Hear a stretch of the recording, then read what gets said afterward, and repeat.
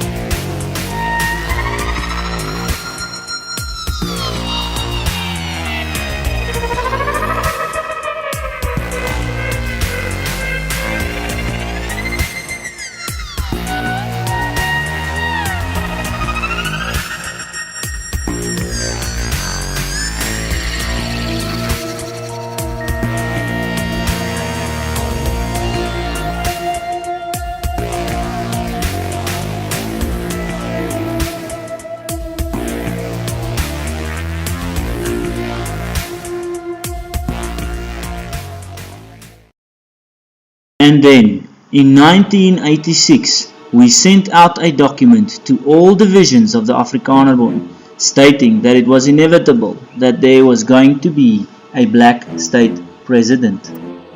The National Party had nothing to do with this. It was a secret internal Afrikanerbond project with only a few people at the time being addressed. To understand the history of South Africa, one must understand the history of the Afrikaner Broederbond, today known as the Afrikanerbond or the AB. It is very important to understand that when we refer to the Afrikanerbond, we mean to include all of its affiliates. That is important because, like in its past, the Afrikanerbond operates in secret.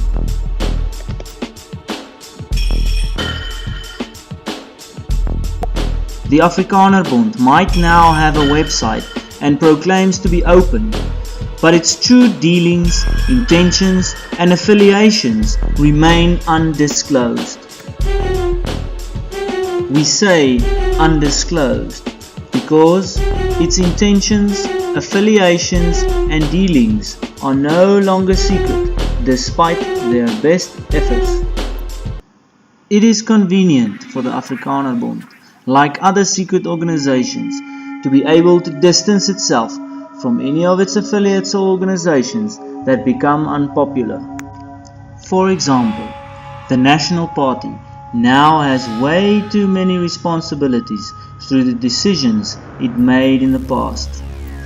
They could close the National Party and distance themselves from this old unpopular organization and create a new innocent political party.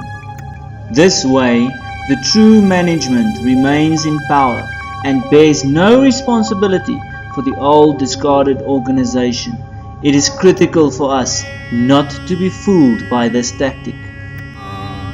New directions for the Dutch Reformed Church, which this past week has made a landmark decision which has now meant that same-sex marriages will now be recognized by the church. Now, with a 64% majority, the church voted in favor of acknowledging same-sex unions and allowing gay ministers to be ordained without the need for them to be celibate. It is important to understand that the decision to accept homosexuality by the Dutch Reformed Church was first discussed and accepted in an Afrikanerbond Bondsraad meeting before it was accepted at synod level. Just as the US Supreme Court's decision to undemocratically legalize gay marriage in the United States was first planned, discussed and accepted by the various secret societies that control the United States.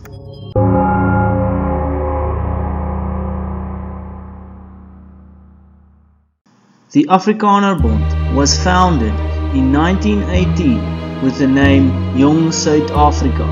Its name was changed to Broederbond in 1920. The organization was founded in reaction to economical strife and exclusion the Boer or white Afrikaner experienced after the Second Boer War. The British scorched earth tactic and the use of concentration camps under Kitchener cost the lives of 27,000 Boer women and children and devastated the livelihood of the rest. The Afrikaner Broederbond became a very powerful organization, with every South African president from 1948 to 1994 being a member of the Broederbond. In its early years, the Broederbond was geared and dedicated to resisting the influences from the outside world.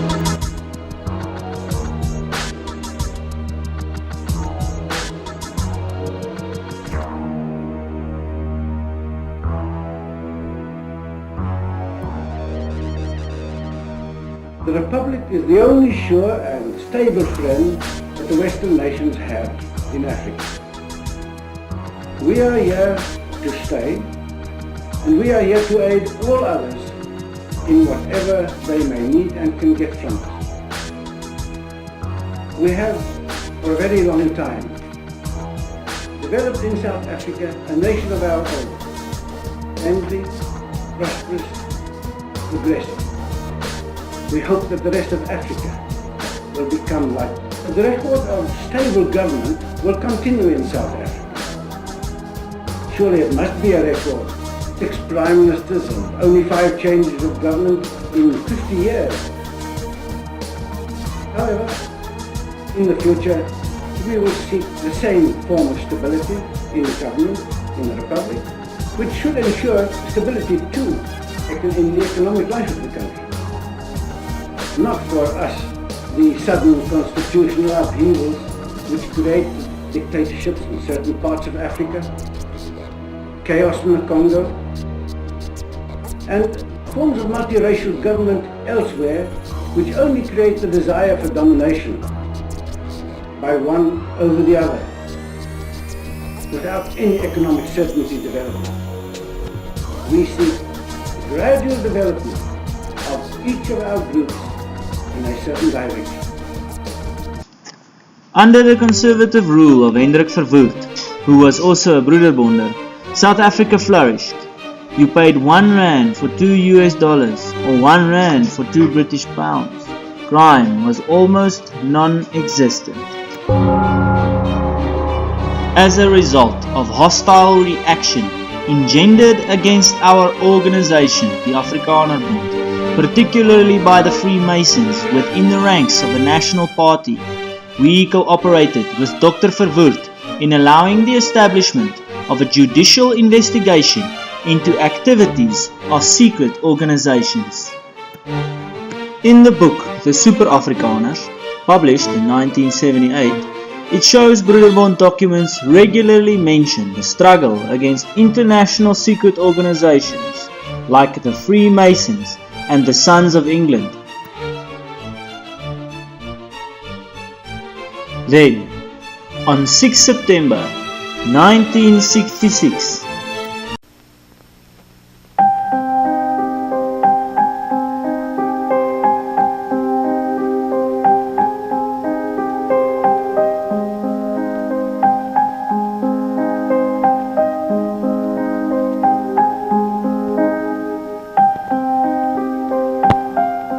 And no country in the world can achieve greater heights for itself by treading on the corpse of a fellow nation.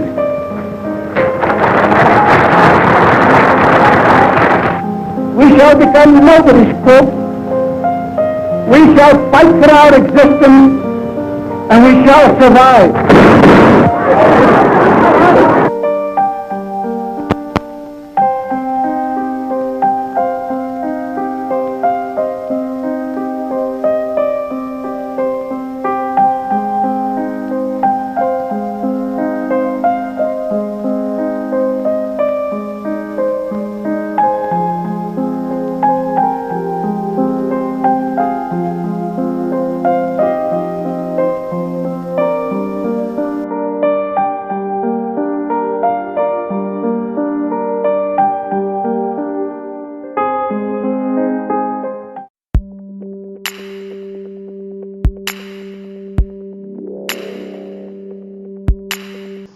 under sinister circumstances that mirrored the assassination of John F. Kennedy, Hendrik Verwoerd was assassinated, most likely by the Freemasons.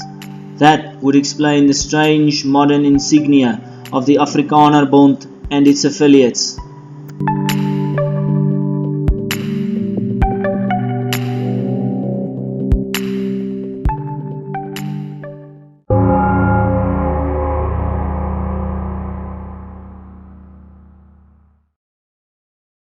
As verligte Afrikaner, Dr. Gerrit Viljoen, and one of the National Party's top brains, he is at the forefront of the planning for change, and as chief of the Broederbond, he holds the most important position in the cell system that is being geared to prepare conservative Afrikaners for change.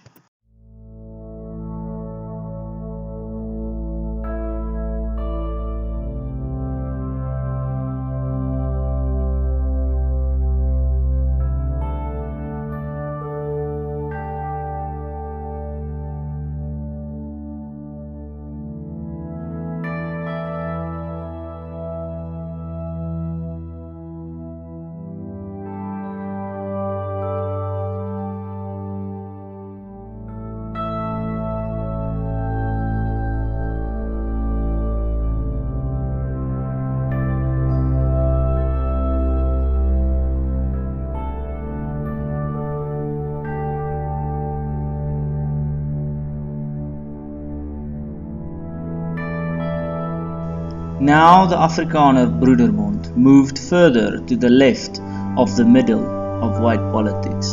The Afrikaner Bond actually started getting their doubts about apartheid in the late 1970s. They wouldn't have elected me as chairman if they were still full-blooded apartheid supporters. We started looking at the constitutional future of South Africa and where the Afrikaner would fit in. We made the firm decision that we stand on the side of a negotiated solution and not of war. It may sound simplistic now, but at the time it was quite overwhelming. I remember an Uitvoerende Raad meeting during 1983 where there was a difference of opinion. I asked every member to stand up and declare his position. In the end, there were 2 out of 18 that could have been termed as right. The others were prepared to run with this risky undertaking.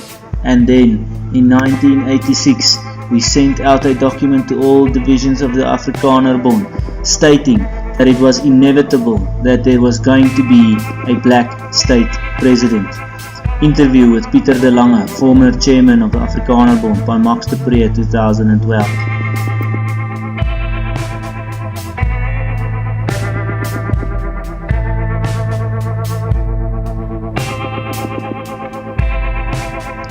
Die Afrikaner Bond document, the basiese staatkundige voorwaardes vir die voortbestaan van die Afrikaner, was approved by the Afrikaner Bond's Executive Council in November 1986, with an 89% of the Afrikaner Bond branches agreeing with it. David Welsh, The Rise and Fall of Apartheid, page 202. Clearly, by November 1986, the Afrikaner Bond had already decided for the rest of South Africa. Every other vote, political debate, referendum, or speech was all masquerades. South Africa's fate was sealed. On the inside of a Bondsraad meeting, it was decided that South Africa was to become just another failed African state on the way to a revolution. For this, its top members would be greatly rewarded. In 1986, the majority of Afrikaners were still opposed to transformation, so the Afrikaner Bond would have to somehow sell this new multicultural liberal agenda.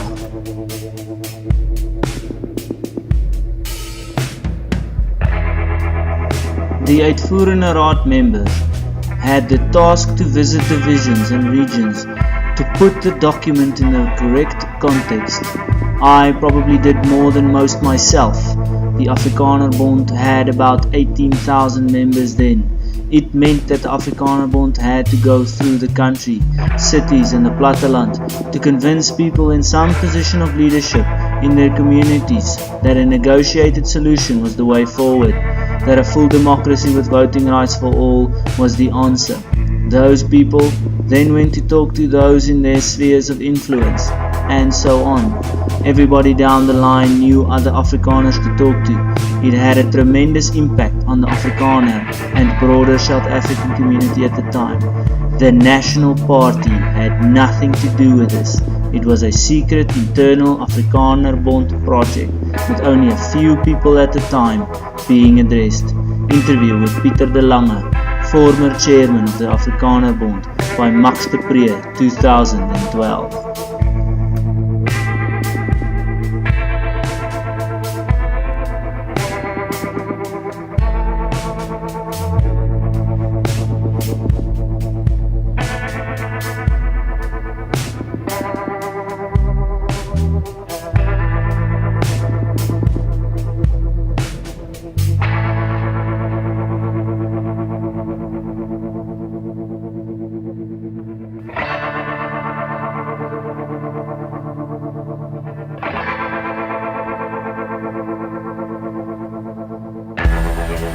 Pieter de Lange was also the first prominent Afrikaner to secretly negotiate with the ANC.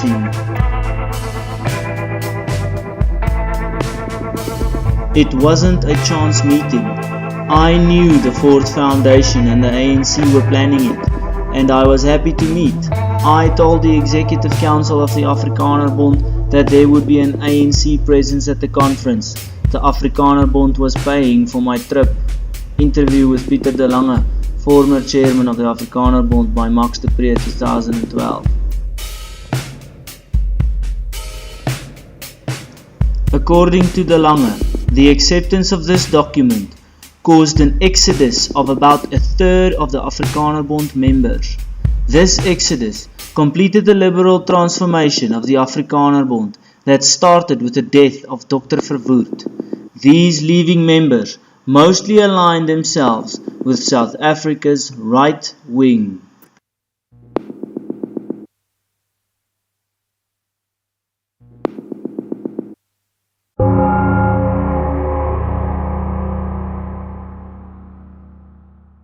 Een ding moet die wêreld daar buitekant weet. Ons kan nie sonder vryheid lewe, en as dit dan moet, dan sal ons hom vat met die geweld van het werk.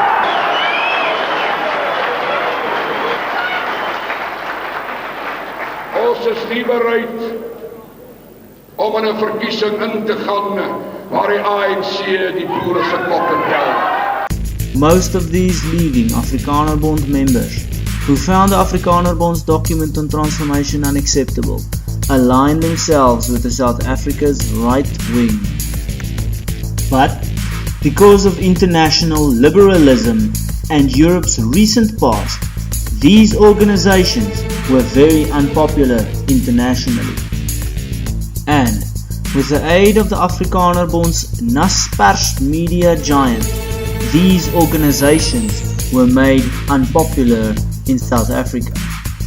It held up a mirror to a more modern-minded nationalist of what the National Party had stood for in the not-so-distant past, and they did not like what they saw. The crude racism of the HNP, the AWB and other groups in the mushrooming ultra-right embarrassed and repelled them, thereby lending urgency to the quest for a more equitable system. But, unlike today, during the 90s, the right wing really was dangerous. They were armed, organized and passionate. They also weren't being controlled by the spirit of guilt that prevails today. Even if you still believe that they were bad, you cannot deny they were right concerning the future of South Africa. But the crude racism was a political media construct that seemed to play into the hands of the Afrikanerbond's plans for transformation. It may sound strange or even ironic, but I'm convinced that the founding of the Conservative Party also contributed to my leap of 2nd February 1990.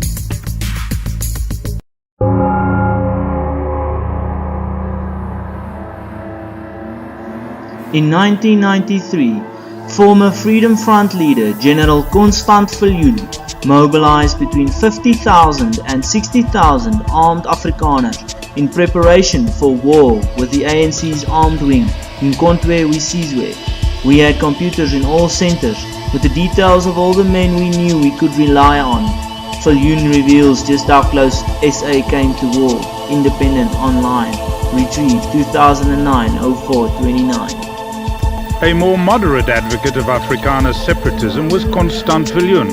He and Terre Blanche both belonged to an alliance of more than 20 right-wing movements, the Afrikaner Volksfront. Viljoen was a former chief of the South African Defence Force and a war hero. The experienced general. He was reluctant, though claiming he could call on 14,000 army reservists. I also had forces available, I would say, from what would split off from the Defence Force. Because had I really taken a military action, there was a real danger of polarization within the Defence Force.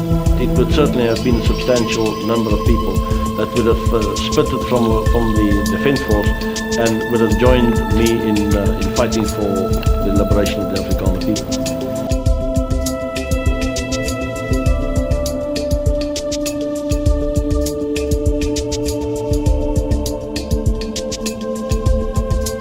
When joining the Broederbond, recruits took an oath of secrecy, and even today, many are unwilling to discuss their membership. Yes, I was a member, he says. The Afrikaner Broederbond was a better think tank than the National Party had been. The day I joined, I said, "Look, I'm here to serve my people. I don't want any perks just because I'm now a member of the Afrikaner Broederbond." I was adamant that I didn't want to benefit from being a member.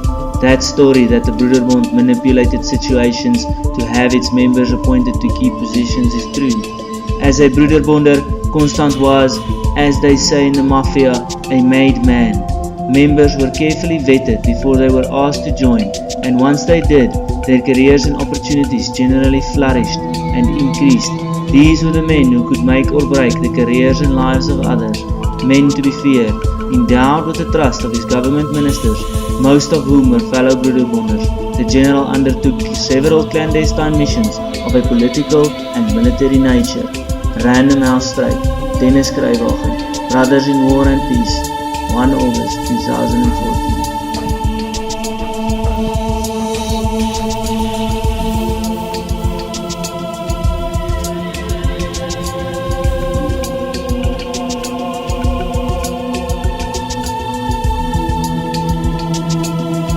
After Constant abandoned his men, they were left leaderless, confused, demoralized, harmless. Now there was no resistance to reform. Even the independent black state of Bophuthatswana was to be completely assimilated. Now you held me responsible. At least the AWB tried to help, and what is more interesting is, at least on record there it stands now, that we were willingly to die for black people, for an independent black state, Bophuthatswana. How can I feel myself responsible?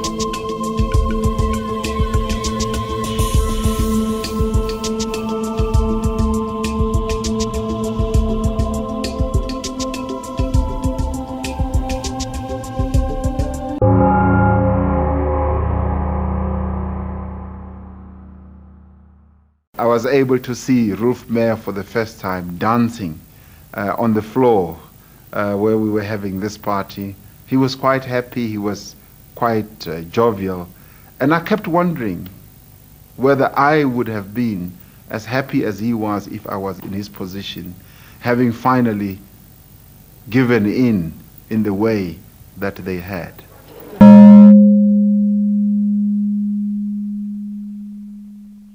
For the good of South Africa, I want to expose the African National Congress, the Communist Party, and the South African government for what they are.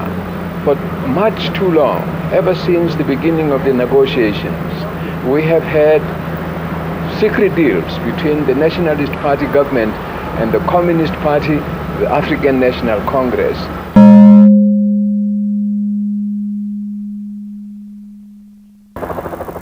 Mangopa was very arrogant when they went to tell him that he should resign, and that if he does not resign, he would then be ordered to resign. And then he was very arrogant, and they told him that now, from now on, you are no longer president of Botswana.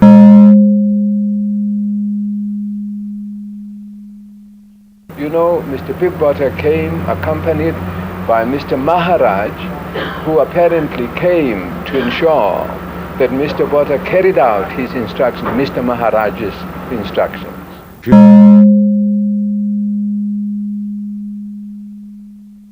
When de Klerk made his speech on the 2nd February 1990, he thought that by unbanning the ANC, he would be able to control political events in our country.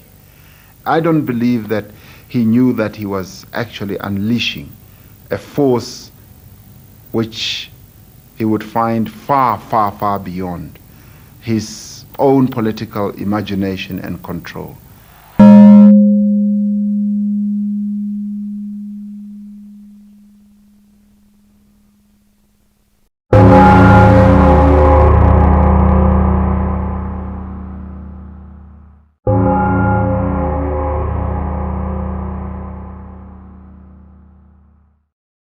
Naspers, originally Nationale Pers, was founded by J.B.M. Hertzog in 1915, the same man that founded the National Party.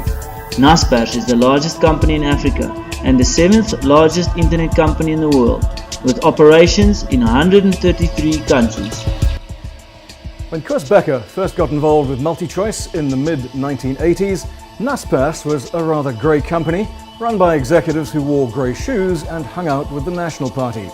When he stepped down as CEO earlier this year, he had turned it into a multimedia behemoth, operating in more than 130 countries, and made himself into a dollar billionaire in the process. At the heart of his strategy, a desire and an ability to operate in countries that do not speak English, and a stunning investment in a Chinese internet company called Tencent. Tencent, yes, that Tencent, the one that owns Riot Games and has a significant share in Epic and Activision Blizzard, and also the ascendant Chinese competitor to Amazon, Alibaba, hence the name Sesame. So the owners of China's largest social networks have partnered with the government to create something akin to the US credit score. But instead of measuring how regularly you pay your bills, it measures how obediently you follow the party line. They dredge data from your social network, so if you post pictures of Tiananmen Square or share a link about the recent stock market collapse, your Sesame credit score goes down. Share a link from the state-sponsored news agency about how good the economy's doing, and your score goes up. But Alibaba and Tencent are also the largest online retailers in China, so Sesame Credit is also able to pull data from your purchases. If you're making purchases the state deems valuable, like work shoes or local agricultural products, your score goes up. If you import anime from Japan, though, down the score goes. And this score has real-world consequences. Like many games, Sesame Credit has tiers and levels, and having a high score gives you special benefits, like making it easier to get the paperwork you need to travel, or making it easier to get a loan. Koos Becker, Naspers' most prominent former CEO, who, as of 2015, was on a sabbatical to search for opportunities for Naspers, owns a 200-hectare farm in Stellenbosch. I challenge the viewer to venture a guess on the farm's name.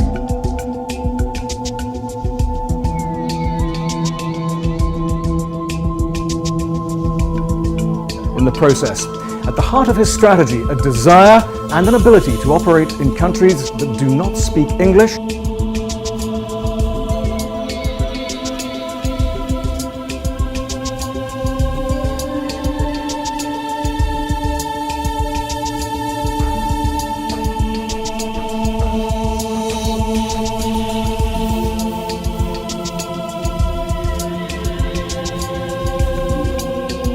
Naspers is the Afrikanerbond's media guard that ensures that only the Afrikanerbond's agenda is promoted among the South African public.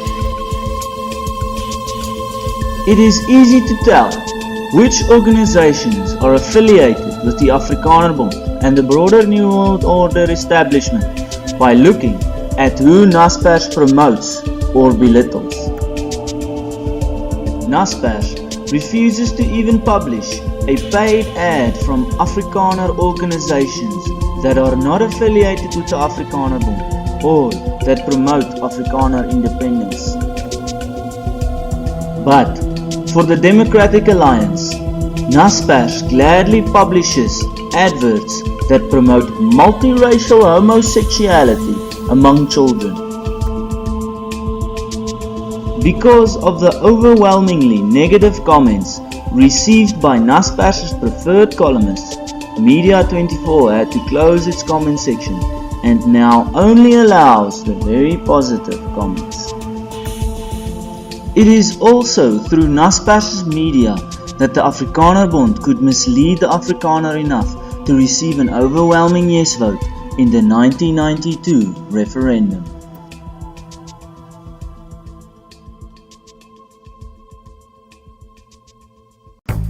Through the large Afrikanerbond network of companies like Sanlam, Perscorp and Momentum, Naspers is connected to the South African tobacco and industrial conglomerate, the Rembrandt Group.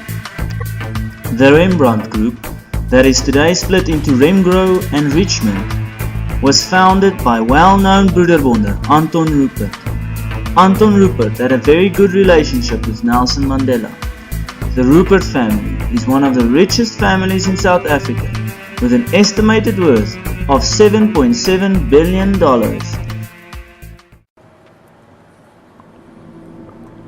you know this one was here, Mark? No, I just saw the sign. I know Rob's always spoken about it. But we sold the Cabernet and the Franc. The Cabernet Franc, I think, is probably the best single varietal Cabernet Franc I've ever sold. Beautiful. Trying to be well-tended. It's sitting there. Now it's looking.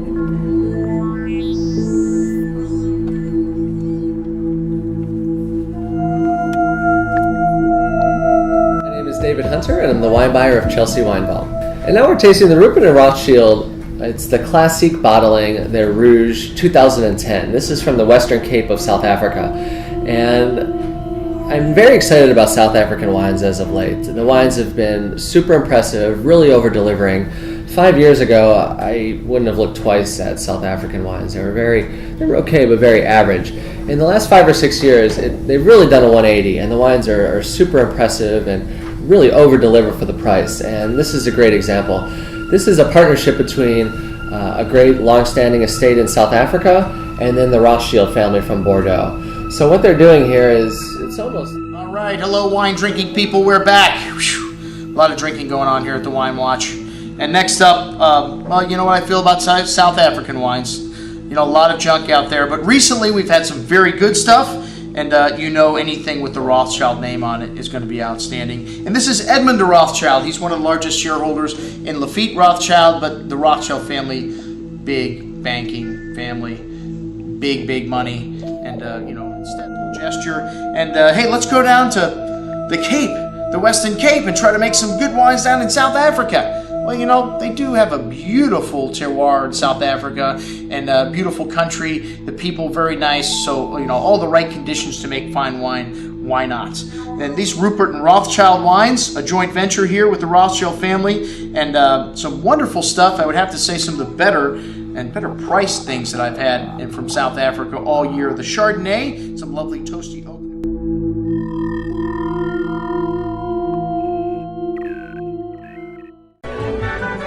The case was put in a more sophisticated form by the left-leaning liberal J.A. Hobson, author of the classic Imperialism, A Study, 1902. Like many radical writers of the period, Hobson regarded the Boer War as having been engineered by a small group of international financiers, chiefly German in origin and Jewish in race. The Rothschilds, in his view, were central to this group. Does anyone seriously suppose, he asked in Imperialism, that a great war could be undertaken by any European state or any great state loan subscribed? if the House of Rothschild and its connections set their face against it. Cherub had made much the same point from a German nationalist perspective in his History. The House of Rothschild has arisen from the quarrels between states, has become great and mighty from wars, and the misfortune of states and peoples has been its fortune. Only the Rothschilds, however, have a mythology. The world's bankers. The Rothschilds are the wonders of modern banking. We see the descendants of Judah, after a persecution of 2,000 years, peering above kings, rising higher than emperors, and holding a whole continent in the hollow of their hands. The Rothschilds govern a Christian world. Not a cabinet moves without their advice. They stretch their hand with equal ease from Petersburg to Vienna, from Vienna to Paris, from Paris to London, from London to Washington. Baron Rothschild, the head of the house, is the true king of Judah, the prince of the captivity, the Messiah so long looked for by this extraordinary people. He holds the keys of peace or war, blessing or cursing. They are the brokers and counselors of the kings of Europe and of the Republican chiefs of America. What more can they desire? Niles Weekly Register, 1835 to 36.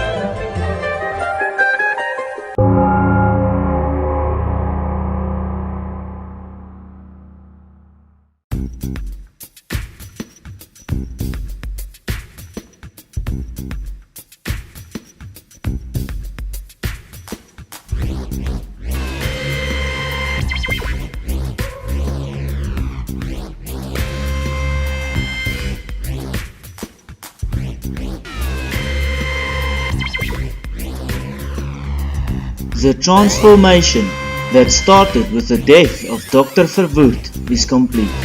The Afrikaner Bond had turned from guardian to handler.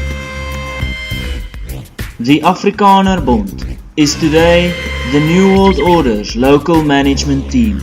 It serves as watchdog and controls every aspect of Afrikaner life and aspires to enslave and control the black nations of South Africa.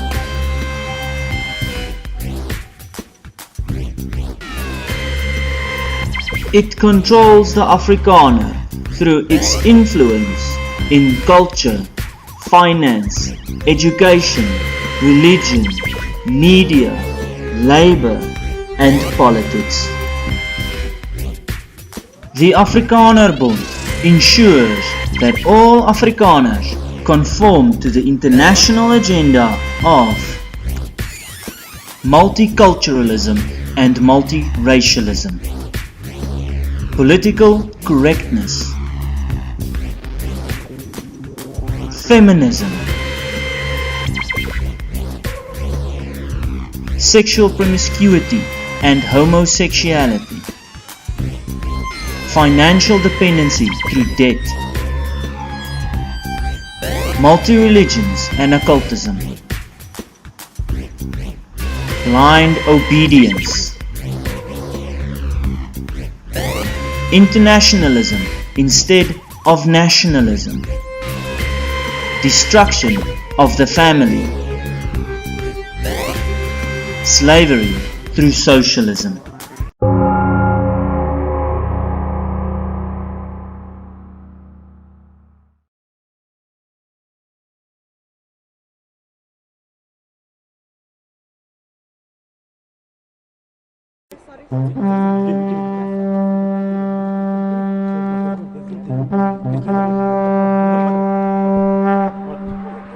Sexual assault has become so common that a woman in South Africa is more likely to be raped than to learn to read.